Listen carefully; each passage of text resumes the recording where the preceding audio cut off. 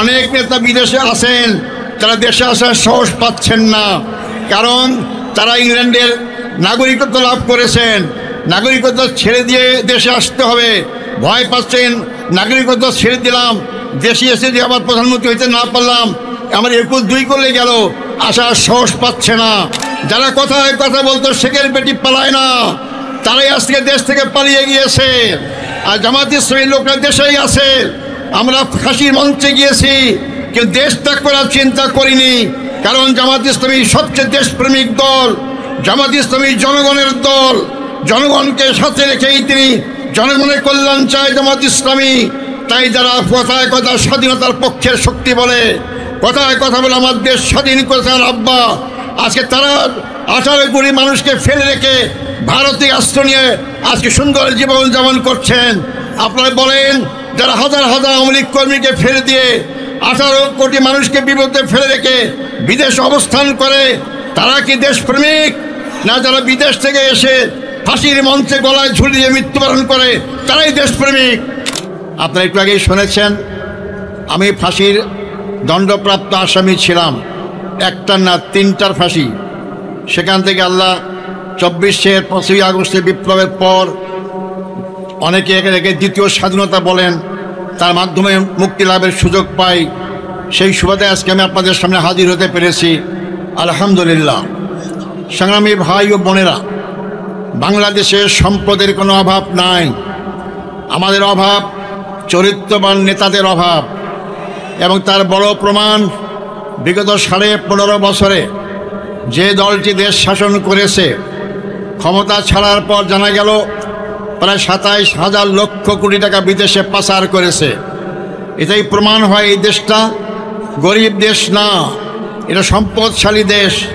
কিন্তু সম্পদের সৎ ব্যবহার করার মতো, সম্পদকে পাহারা দেওয়ার মতো যোগ্য লোক, সৎ লোক এই দেশে 54 বছরে পাওয়া যায় নাই, যার পরে এই সম্পদ বিদেশে পাচার করা হয়েছে।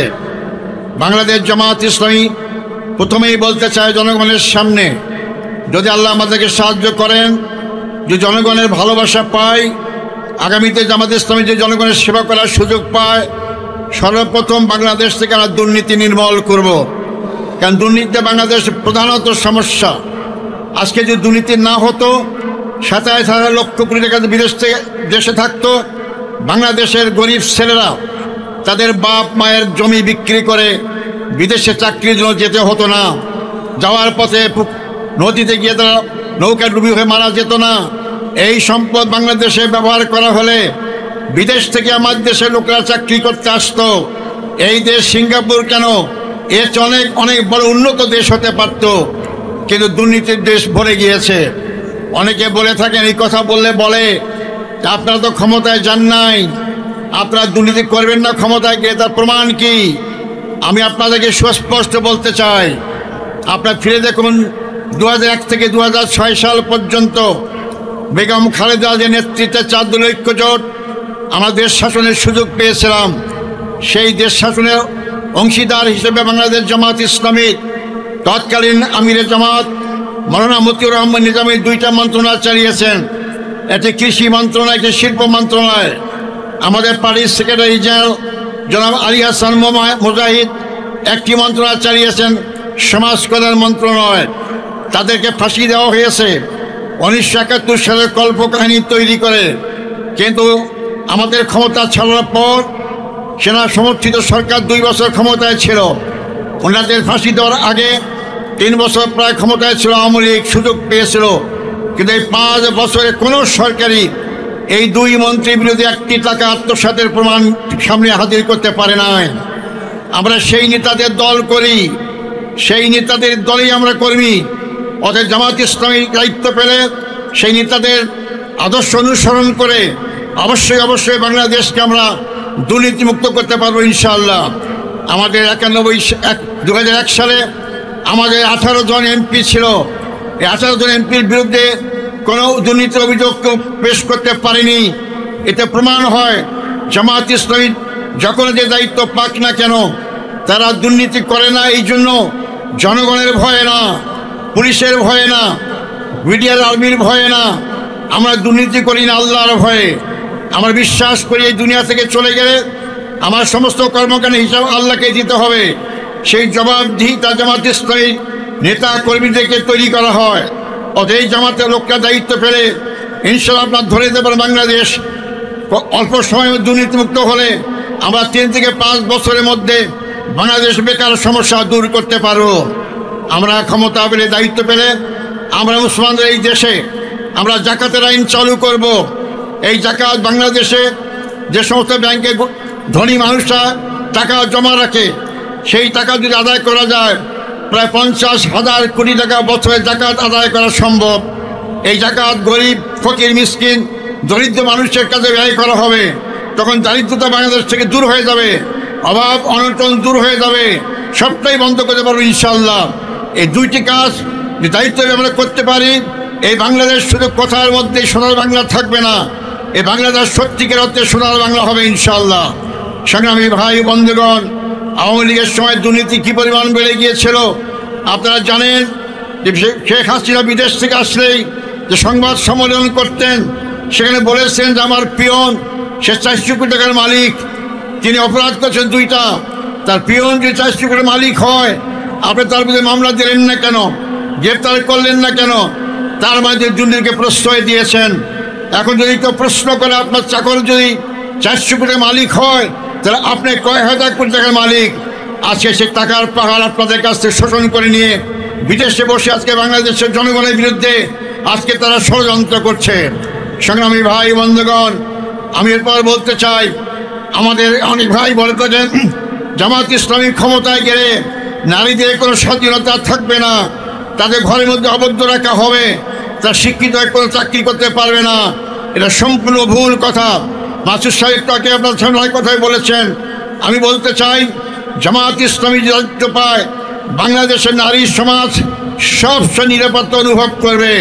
তার সবচেয়ে বড় প্রমাণ ঢাকা বিশ্ববিদ্যালয়ের কেন্দ্রীয় ছাত্র সংসদ নির্বাচনে ইসলামী ছাত্র শিবির নিরঙ্কুশ বিজয়ে পরপরই একটি টিভি চ্যানেল দেখতে পেলাম। একজন টিভি উপস্থাপক এক ছাত্রীকে জিজ্ঞেস করলো, তুমি কাকে ভোট দিয়েছো? সে বলেছে ইসলামী ছাত্র শিবিরকে। তাকে পাল্টা প্রশ্ন করা হলো, ওরা তো স্বাধীনতা বিরোধী, রক কাটে, ওরা তোমাদেরকে বোরখা পরাবে ইত্যাদি।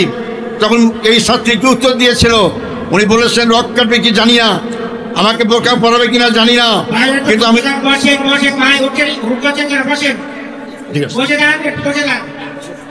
তিনি বলেছে, ছাত্রী বলেছে কি আমি ছাত্র শিবিরের কাছে নিরাপদ মনে করি।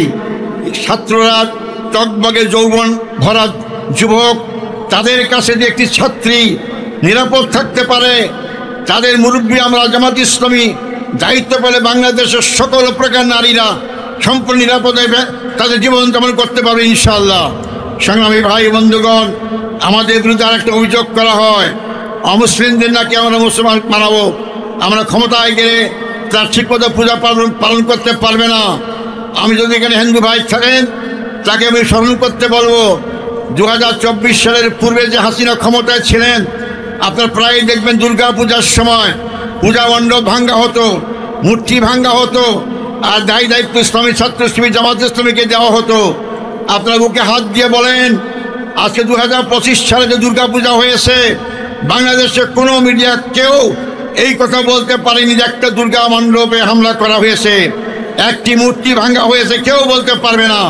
তাহলে আগে, এখন তো আমরা ক্ষমতার কাছাকাছি, এরপর যদি দুর্গা পূজা আমরা ভাঙতে না পারি, তো এর আগে দুর্গা পূজা মণ্ডপ ভেঙেছিল কে? যারা ভেঙেছিল তো আজকে দেশে নাই, দেশ থেকে পালিয়ে গিয়েছে।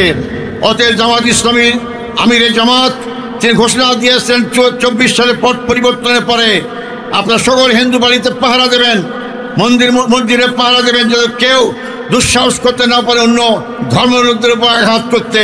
এই প্রমাণ জামাত ইসলামী দিয়েছে। অতএব মুসলিম ভাই সে হিন্দু হোক খ্রিস্টান হোক, বাংলাদেশ জামাত ইসলামী দায়িত্ব পেলে আপনারা সবচেয়ে নিরাপদ থাকতে পারবেন ইনশাআল্লাহ। সংগ্রামী ভাই ও বন্ধুগণ, আপনারা নামাজের জন্য ব্যস্ত হয়েছে, নামাজ পড়তে যাবেন। আমি শুধু আর কথা বলাবো না, আপনাদের দৃষ্টি আকর্ষণ করতে চাই, বাংলাদেশ জামাত ইসলামীর আজকে জোয়ার সৃষ্টি হয়েছে, সারা বাংলাদেশে দাঁড়িপাল্লার জোয়ার। এই জোয়ারে ভীত হয়ে আমাদের বিরুদ্ধে আজকে জঘন্যতম হামলা শুরু করেছে। আসলে যারা পরাজয় নিশ্চিত জানে, তাদের মাথা ঠিক থাকে না, তারা আবল তাবল কাজ করে। এই জন্য তারা বিভিন্ন জায়গায় জামাত অগ্রযাত্রাকে থামাবার জন্য পুরাতন কায়দা বিভিন্ন হামলা করার চেষ্টা করছে। আমরা পরিষ্কার কথা বলতে চাই, আমরা কাউকে হামলা করব না, তবে হামলা করতে আসলে দুই হাত নিয়ে যেতে পারবেন না ইনশাল্লাহ। সংগ্রামী ভাই বন্ধুগণ, আগামী নির্বাচনে আপনারা ভোট কেন্দ্র পাহারা দেবেন। আমরা আর 24-এর পুরে বাংলাদেশকে নিয়ে যেতে চাই না। দিনের ভোট রাতে হোক আমরা চাই না, আমরা দামি নির্বাচন হোক আমরা চাই না। সন্ত্রাস করে ভোট বাক্স দখল করে অথবা ভোট বাক্সে ব্যালট ঢুকিয়ে দিয়ে আপনারা পরাজিতকে জয়লাভ দেখাবেন, এই দিন শেষ। আমি যুবক ভাইদের এই কথা বলতে চাই যে দাঁড়িপাল্লার পক্ষে ভোট দেওয়ার সিদ্ধান্ত গ্রহণ করেছেন অথবা আগামী সিদ্ধান্ত গ্রহণ করবেন। আপনারা ভোটের দিন তার আগে থেকেই আপনারা ভোট কেন্দ্র পাহারা দেবেন। যারা ভোট বাক্সে ব্যালট বাক্স ঢুকাইতে চাবে অথবা ব্যালট ছিনতাই করবে, তাদের যেমন দু হাত আছে আমাদেরও দু হাত আছে, এই দু হাত দিয়ে আমরা মোকাবেলা করবো ইনশাআল্লাহ। আমরা এলাকার জনগণের ভোট তা নিজ পছন্দ অনুযায়ী মার্কাকে দেওয়ার এই সুযোগ করে দিতে চাই। এই সুযোগ কেউ কেড়ে নিতে পারবে ইনশাআল্লাহ। সংগ্রামী ভাই বন্ধুগণ, এই ভরা দুপুরে বিশেষ করে মহিলা বন্ধুদের যে আগমন, আমার অনেক সমাবেশ করেছি, আমি সত্যি বলতে চাই এরকম মহিলা আমি সমাবেশ দেখিনি। এই দুপুর বেলায় আলহামদুলিল্লাহ এই পরিবেশ থেকে মনে হয়েছে এখানকার বিজয় কেউ ঠেকাতে পারবে না ইনশাআল্লাহ। আপনারা যদি দাঁড়িপাল্লাকে ভোট দিতে চান, আমি আপনাদেরকে একটা দায়িত্ব দিতে চাই।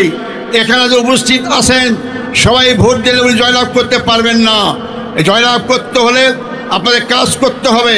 সেই কাজ হচ্ছে দাঁড়িপাল্লার পক্ষে জনগণকে নিয়ে আসার সাথে সাথে আপনার আত্মীয় স্বজন, স্বামী স্ত্রী, পিতা মাতা, শ্বশুর শাশুড়ি, মোবাইলের যুগ, মোবাইল করে তাদেরকে দাঁড়িপাল্লা মার্কা ভোট দেওয়ার জন্য উদ্বুদ্ধ করবেন। 2 থানায় এই কাজটা যদি করা হয়, সম্মিলিত প্রচেষ্টার মাধ্যমে আগামী দিনের এই দাঁড়িপাল্লা আমার কাছে চোখের কাছায় জয়লাভ নিশ্চিত হবে ইনশাআল্লাহ। সংগ্রামী ভাই বন্ধুগণ, আপনাদের সামনে হাজির করা হয়েছে অত্যন্ত কথাটা কিন্তু খুব সহজ কথা নয়। অনেক নেতা বিদেশে আছেন, তারা দেশে আসার সাহস পাচ্ছেন না, কারণ তারা ইংল্যান্ডের নাগরিকত্ব লাভ করেছেন। নাগরিকত্ব ছেড়ে দিয়ে দেশে আসতে হবে, ভয় পাচ্ছেন। নাগরিকত্ব ছেড়ে দিলাম, দেশে এসে দিয়ে আবার প্রধানমন্ত্রী হইতে না পারলাম, আমার 21-2 করলে গেল, আসার সাহস পাচ্ছে না। কিন্তু আমাদের এই ভাই মুসলিম জি, কিন্তু আমাদের এই ভাই অবিশ্বাস্য সত্য যে 30 বছর ধরে এত সুন্দর জীবনযাপন করেছিলেন, কোটি কোটি টাকা ইনকাম করার সুযোগ ছিল, আন্তর্জাতিকভাবে সকল জায়গায় যাওয়ার সুযোগ ছিল। শুধু আমির জামাতের কথা শুনে আনুগত্য করে উনি সমস্ত কিছু দুনিয়ার সুখ শান্তি ছেড়ে দিয়ে আপনাদের পাশে দাঁড়িয়েছেন। আপনারা কি পারেন না তার পাশে দাঁড়াতে? আপনার হাত তুলে দেখান, তার পাশে থাকবেন ইনশাআল্লাহ। উনি আপনাকে ছেড়ে যাবেন না। দেশ ছেড়ে বাংলাদেশ জামাত ইসলামী কেউ পালায় যায় না। যারা কথায় কথা বলতো শেখের বেটি পালায় না, তারাই আজকে দেশ থেকে পালিয়ে গিয়েছে। আর জামাত ইসলামী লোকরা দেশেই আছে। আমরা ফাঁসির মঞ্চে গিয়েছি, কিন্তু দেশ ত্যাগ করার চিন্তা করিনি, কারণ জামাত ইসলামী সবচেয়ে দেশপ্রেমিক দল। জামাত ইসলামী জনগণের দল, জনগণকে সাথে রেখেই তিনি জনগণের কল্যাণ চায় জামাত ইসলামী। তাই যারা কথায় কথা স্বাধীনতার পক্ষের শক্তি বলে, কথায় কথা বলে আমার দেশ স্বাধীন করেছেন আব্বা, আজকে তারা 18 কোটি মানুষকে ফেলে রেখে ভারতে আশ্রয় নিয়ে আজকে সুন্দর জীবনযাপন করছেন। আপনারা বলেন, যারা হাজার হাজার আওয়ামী লীগ কর্মীকে ফেলে দিয়ে 18 কোটি মানুষকে বিপদে ফেলে রেখে বিদেশ অবস্থান করে, তারা কি দেশপ্রেমিক? না, যারা বিদেশ থেকে এসে ফাঁসির মঞ্চে গলায় ঝুলিয়ে মৃত্যুবরণ করে তারাই দেশপ্রেমিক। আগামী দিন আপনাকে সঠিক সিদ্ধান্ত গ্রহণ করতে হবে। দেশপ্রেমিক ইসলামী শক্তির পক্ষে যে গণজোয়ার সৃষ্টি হয়েছে, সেই গণজোয়ারে দাঁড়িপাল্লা মার্কা আমাদের মুস্তাদিন ফরিদ ভাইকে ভোট দেওয়ার উদাত্ত আহ্বান জানিয়ে আমার বক্তব্য এখানে শেষ করছি। আসসালামু আলাইকুম রহমতুল্লাহি ওয়া বারাকাতুহু।